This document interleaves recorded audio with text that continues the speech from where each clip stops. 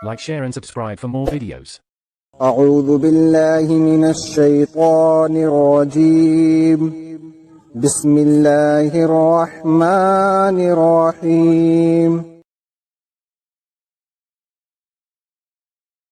قرآن ایک ایسی کتاب ہے جس کی طرف دنیا میں بے شمار انسان بے شمار مقاصد لے کر رجوع کرتے ہیں۔ ان سب کی ضروریات اور اغراض کو پیش نظر رکھ کر کوئی مشورہ دینا آدمی کے لیے ممکن نہیں ہے۔ طالبوں کے اس ہجوم میں مجھ کو صرف ان لوگوں سے دلچسپی ہے جو اس کو سمجھنا چاہتے ہیں اور یہ معلوم کرنے کے خواہش مند ہیں کہ یہ کتاب انسان کے مسائل زندگی میں اس کی کیا رہنمائی کرتی ہے۔ ایسے لوگوں کو میں یہاں طریقے مطالعہ قرآن کے بارے میں کچھ مشورے دوں گا اور کچھ ان مشکلات کو حل کرنے کی کوشش کروں گا جو بالعموم انسان کو اس معاملے میں پیش آتی ہیں۔ کوئی شخص چاہے قرآن پر ایمان رکھتا ہو یا نہ رکھتا ہو، بہرحال اگر وہ اس کتاب کو فی الواقع سمجھنا چاہتا ہے تو اولین کام اسے یہ کرنا چاہیے کہ اپنے ذہن کو پہلے سے قائم کیے ہوئے تصورات اور نظریات سے اور موافقانہ یا مخالفانہ اغراض سے جس حد تک ممکن ہو خالی کر لے اور سمجھنے کا خالص مقصد لے کر کھلے دل سے اس کو پڑھنا شروع کرے۔ جو لوگ چند مخصوص قسم کے خیالات ذہن میں لے کر اس کتاب کو پڑھتے ہیں وہ اس کی سطروں کے درمیان اپنے ہی خیالات پڑھتے چلے جاتے ہیں،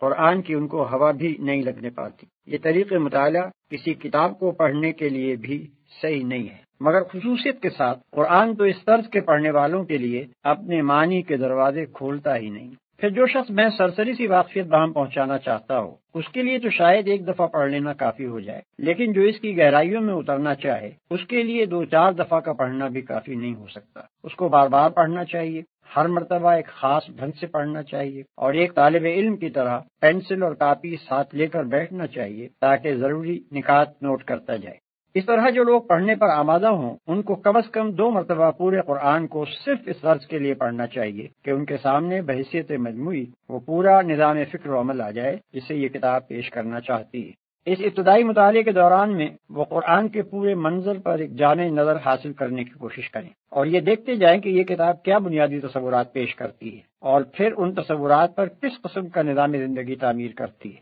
اس اثنا میں اگر کسی مقام پر کوئی سوال ذہن میں کھٹ کے تو اس پر اسی وقت کوئی فیصلہ نہ کر بیٹھیں بلکہ اسے نوٹ کر لیں اور صبر کے ساتھ آگے مطالعہ جاری رکھیں۔ اغلب یہ ہے کہ آگے کہیں نہ کہیں انہیں اس کا جواب مل جائے گا۔ اگر جواب مل جائے تو اپنے سوال کے ساتھ اسے نوٹ کر لیں، لیکن اگر پہلے مطالعے کے دوران میں انہیں اپنے کسی سوال کا جواب نہ ملے تو صبر کے ساتھ دوسری بار پڑھیں۔ میں اپنے تجربے کی بنا پر یہ کہتا ہوں کہ دوسری بار کے غیر مطالعے میں شاذ و نادر ہی کوئی سوال جواب طلب باقی رہ جاتا ہے۔ اس طرح قرآن پر ایک جامع نظر حاصل کر لینے کے بعد تفصیلی مطالعے کی ابتدا کرنی چاہیے۔ اس سلسلے میں ناظر کو تعلیمات قرآن کا ایک ایک پہلو ذہن نشین کر کے نوٹ کرتے جانا چاہیے۔ مثلاً وہ اس بات کو سمجھنے کی کوشش کرے کہ انسانیت کا کون سا نمونہ ہے جسے قرآن پسندیدہ قرار دیتا ہے اور کس نمونے کے انسان اس کے نزدیک مبغوض و مردود ہیں۔ اس مضمون کو اچھی طرح اپنی گرفت میں لانے کے لیے اس کو چاہیے کہ اپنی کاپی پر ایک طرف پسندیدہ انسان اور دوسری طرف ناپسندیدہ انسان کی خصوصیات آمنے سامنے نوٹ کرتا چلا جائے، یا مثلاً وہ یہ معلوم کرنے کی کوشش کرے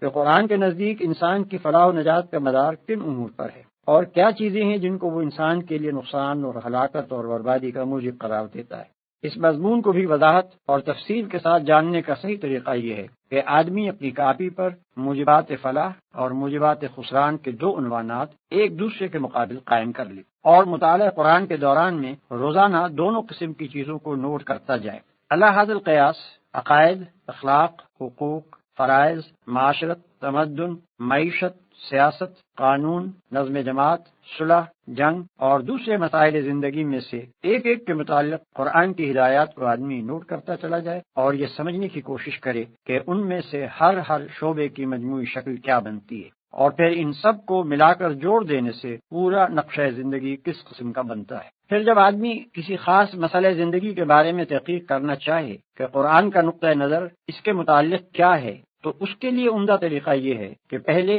وہ اس مسئلے کے متعلق قدیم و جدید لٹریچر کا گہرا مطالعہ کر کے واضح طور پر یہ معلوم کر لے کہ اس مسئلے کے بنیادی نکات کیا ہیں، انسان نے اب تک اس پر کیا سوچا اور سمجھا ہے، کیا امور اس میں تصفیہ طلب ہیں اور کہاں جا کر انسانی فکر کی گاڑی اٹک جاتی ہے۔ اس کے بعد انہی تصفیہ طلب مسائل کو نگاہ میں رکھ کر آدمی کو قرآن کا مطالعہ کرنا چاہیے۔ میرا تجربہ ہے کہ اس طرح جب آدمی کسی مسئلے کی تحقیق کے لیے قرآن پڑھنے بیٹھتا ہے تو اسے ایسی آیتوں میں اپنے سوالات کا جواب ملتا ہے جنہیں وہ اس سے پہلے 20 مرتبہ پڑھ چکا ہوتا ہے، اور کبھی اس کے حاشیہ خیال میں بھی یہ بات نہیں آتی کہ یہاں یہ مضمون بھی چھپا ہوا ہے۔ لیکن فہم قرآن کی ان ساری تدبیروں کے باوجود آدمی قرآن کی روح سے پوری طرح آشنا نہیں ہونے پاتا جب تک کہ عملاً وہ کام نہ کرے جس کے لیے قرآن آیا ہے۔ یہ محض نظریات اور خیالات کی کتاب نہیں ہے کہ آپ آرام کرسی پر بیٹھ کر اسے پڑھیں اور اس کی ساری باتیں سمجھ جائیں۔ یہ دنیا کے عام تصور مذہب کے مطابق ایک نری مذہبی کتاب بھی نہیں ہے کہ مدرسے اور خانقاہ میں اس کے سارے رموز حل کر لیے جائیں،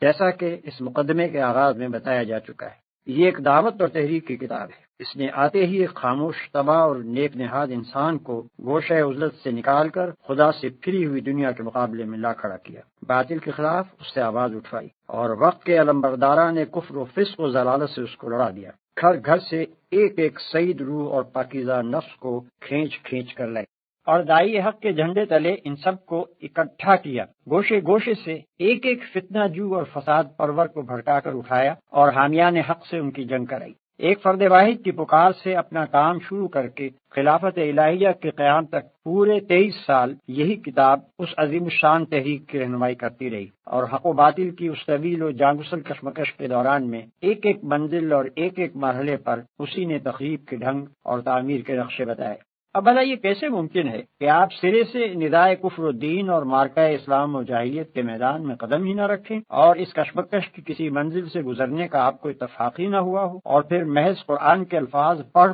کر اس کی ساری حقیقتیں آپ کے سامنے بے نقاب ہو جائیں؟ اسے تو پوری طرح آپ اسی وقت سمجھ سکتے ہیں جب اسے لے کر اٹھیں اور دعوت اللہ کا کام شروع کریں، اور جس طرح یہ کتاب ہدایت دیتی جائے اس طرح قدم اٹھاتے چلے جائیں۔ تب وہ سارے تجربات آپ کو پیش آئیں گے جو نزول قرآن کے وقت پیش آئے تھے۔ مکے اور حبش اور طائف کی منزلیں بھی آپ دیکھیں گے، اور بدر و احد سے لے کر حنین اور تبوک تک کے مراحل بھی آپ کے سامنے آئیں گے۔ ابو جہل اور ابو لہب سے بھی آپ کو واسطہ پڑے گا، منافقین اور یہود بھی آپ کو ملیں گے، اور سابقین اولین سے لے کر مؤلفۃ القلوب تک سبھی طرح کے انسانی نمونے آپ دیکھ بھی لیں گے اور برت بھی لیں گے۔ یہ ایک اور ہی قسم کا سلوک ہے جس کو میں سلوک قرآنی کہتا ہوں۔ اس سلوک کی شان یہ ہے کہ اس کی جس منزل سے آپ گزرتے جائیں گے، قرآن کی کچھ آیتیں اور صورتیں خود سامنے آ کر آپ کو بتاتی چلی جائیں گی کہ وہ اسی منزل میں اتری تھی اور یہ ہدایت لے کر آئی تھی۔ اس وقت یہ تو ممکن ہے کہ لغت اور نحو اور معنی اور بیان کے کچھ نکات سالک کی نگاہ سے چھپے رہ جائیں، لیکن یہ ممکن نہیں ہے کہ قرآن اپنی روح کو اس کے سامنے بے نقاب کرنے سے بخل برت جائے۔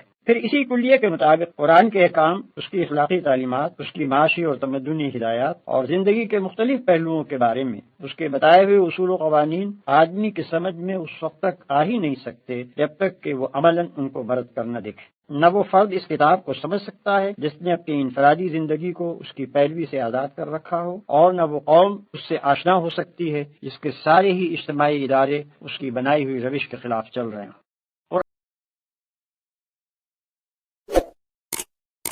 Like, share and subscribe for more videos.